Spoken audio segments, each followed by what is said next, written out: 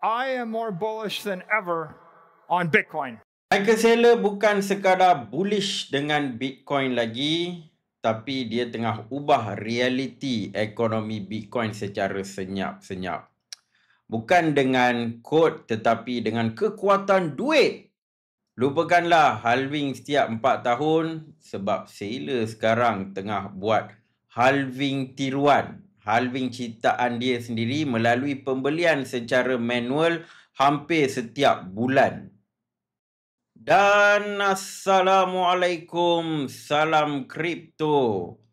Dalam video kali ini, saya akan bongkar kenapa Saylor beli Bitcoin macam orang gila tengah FOMO dan macam mana strategi Saylor ni bakal ubah pasaran kripto untuk selama-lamanya mulai sekarang.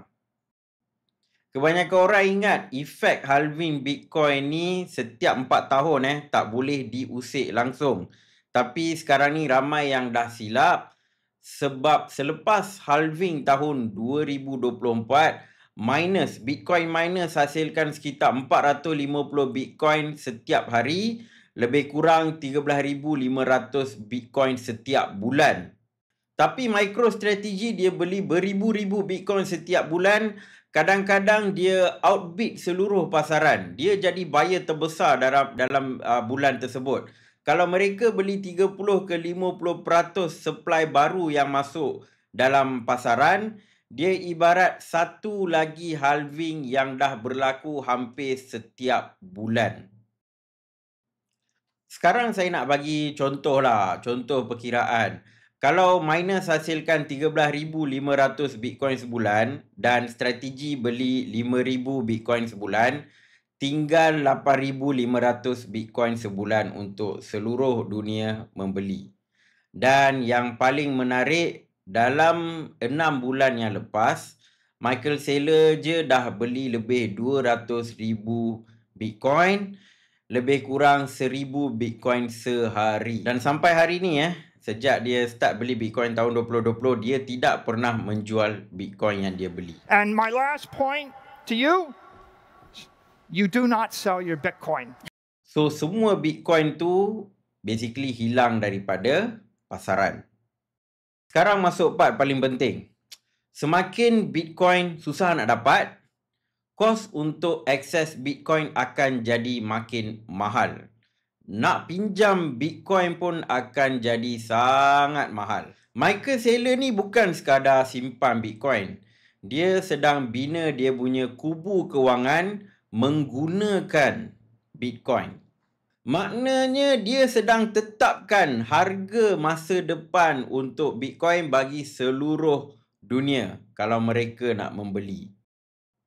Kalau kita masih ingat lagi kan, Bitcoin punya yang halving 4-year cycle, tapi dengan strategi Michael Saylor ni, setiap kali dia buat pembelian Bitcoin, berlakulah halving yang dia buat sendiri.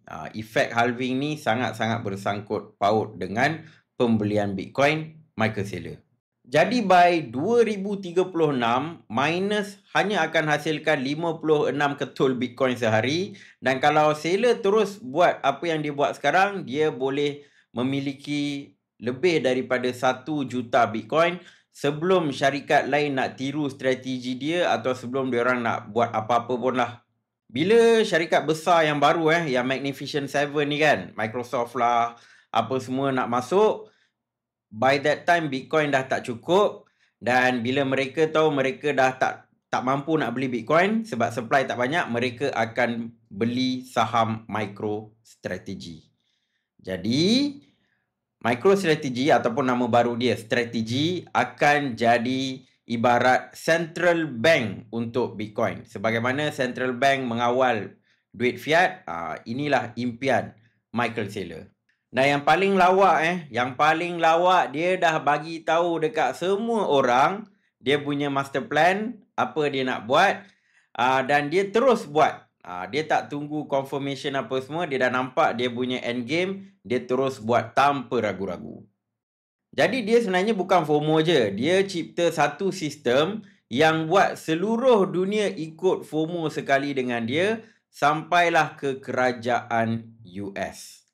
Jadi kalau tuan-tuan perempuan dengar video ni rasa dah terlambat, jangan risau. Tuan-tuan perempuan belum terlambat lagi, tapi jangan tunggu lama sangat. Dan ingat tuan-tuan perempuan, kita semua kena buat pilihan adakah untuk kekal dalam sistem fiat yang semakin lama menghakis kekayaan kita ataupun nak melindungi kekayaan kita melalui Bitcoin.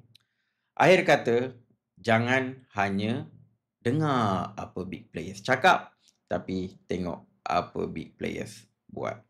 Assalamualaikum dan salam kripto.